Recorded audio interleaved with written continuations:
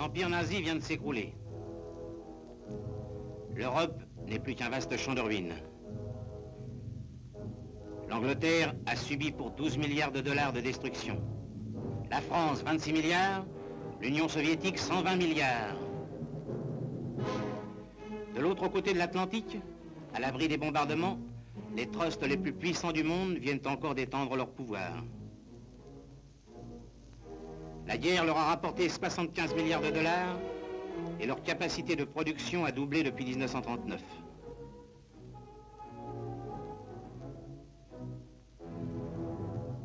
Oui, pour les capitalistes yankees, la guerre est une bonne affaire. Avec la paix retrouvée, les soucis reviennent. Les magnats américains se retrouvent devant la menace d'une nouvelle crise. La production a doublé, mais l'ouvrier ne peut acheter. Surproduction, chômage.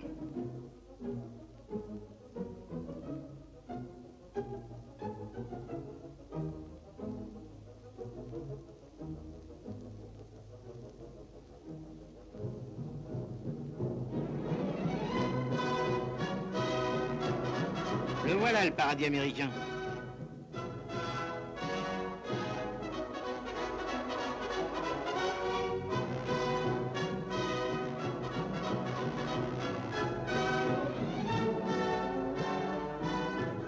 Les hommes des trusts, inquiets, se tournent vers l'Europe pour écouler leurs produits et assurer leurs profits. Accord Blum-Burns par-ci, plan Marshall par-là.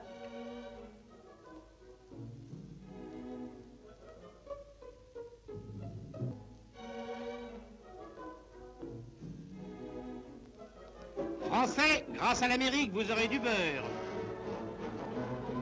La France possède de vastes usines d'aviation. La SNECMA emploie 10 000 ouvriers. Ce matin, la porte est fermée.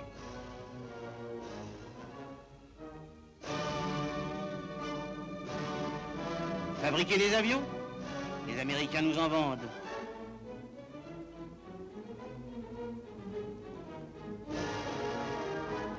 Les ouvriers ne sont pas d'accord. Ils défendent nos usines.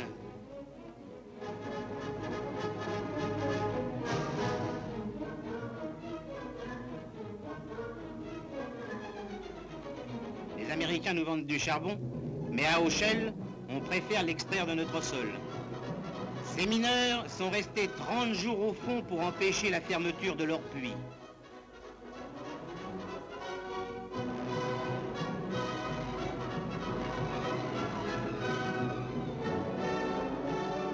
Les mineurs veulent travailler.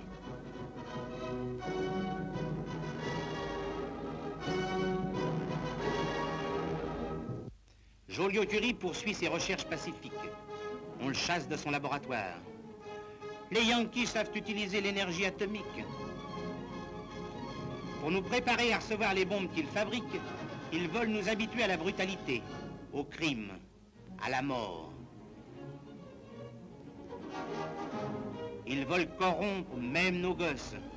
Leurs journaux pour enfants exaltent le gangstérisme, le racisme. Voilà la civilisation américaine. La civilisation de revolver. En France, on aime le bon vin.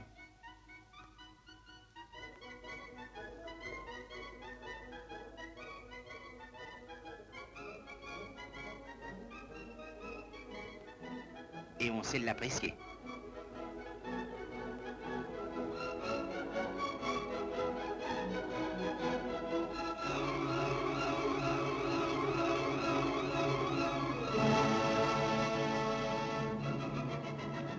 Du Coca-Cola.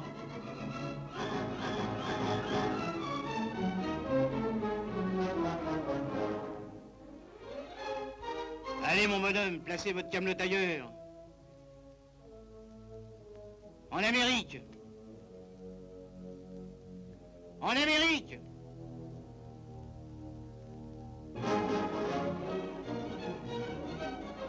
En Amérique, Bradley. Tous les flics des Moques et Pleven ne nous empêcheront pas de vous le dire.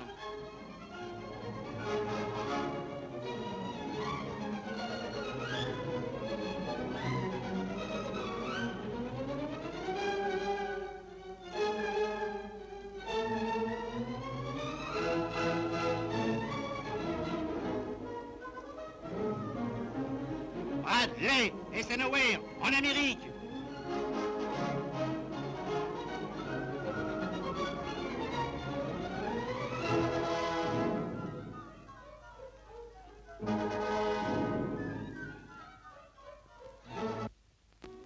Nous ne voulons pas de votre pacte atlantique.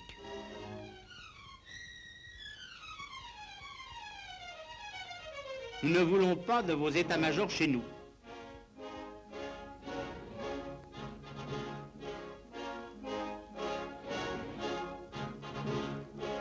Nous ne nous laisserons pas américaniser.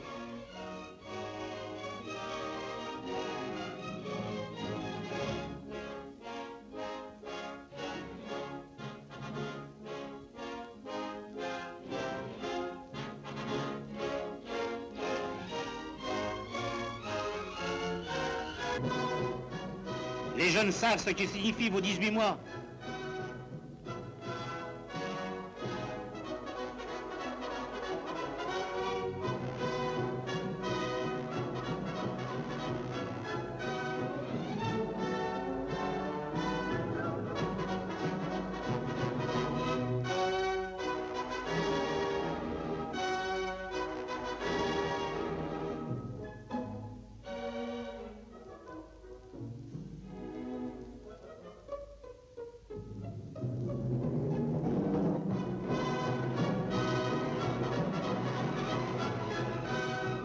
Buffalo, 20 000 d'entre eux se réunissent autour de Maurice Thorez.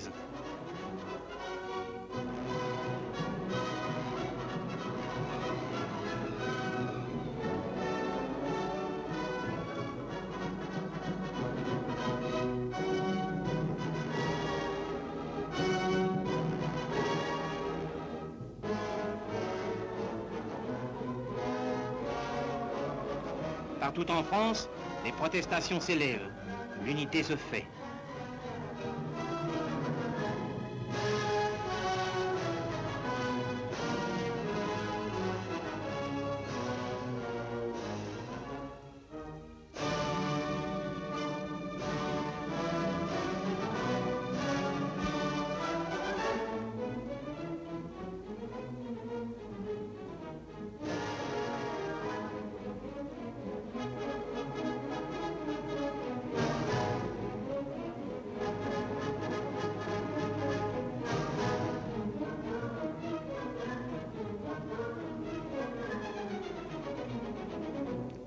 Nous voulons un autre horizon que celui de nouveaux cimetières.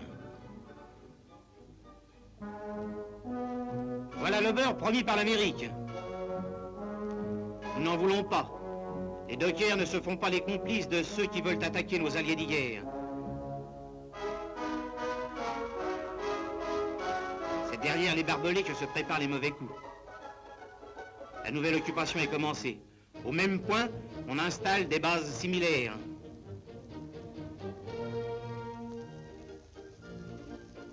Les premiers spécialistes sont à pied d'œuvre.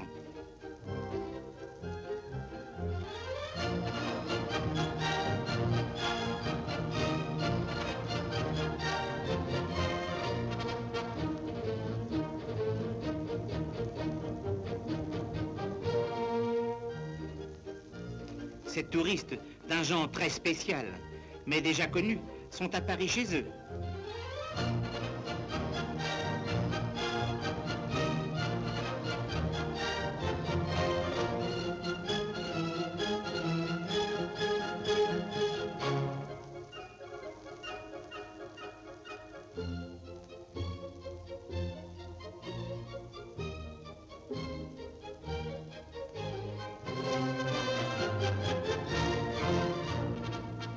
La pilule est amère pour les Français. La propagande américaine déchaînée s'efforce en vain de la faire avaler. Les affiches contre la paix, voilà leur sort.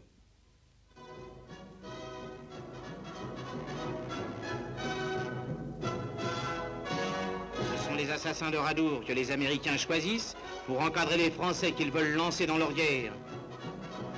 Ce sont les nazis qu'ils réarment. Le peuple français qui ne veut pas d'un 38e parallèle en Europe dit non au réarmement allemand. Et sous les difficultés accumulées par le mécontentement général, les ministères s'écroulent. Les reconnaissez-vous? Mock, cueille, Mock, cueille. Non, la guerre n'est pas fatale, car le peuple, uni derrière le parti de la classe ouvrière, le grand parti de Maurice Thorez, veille.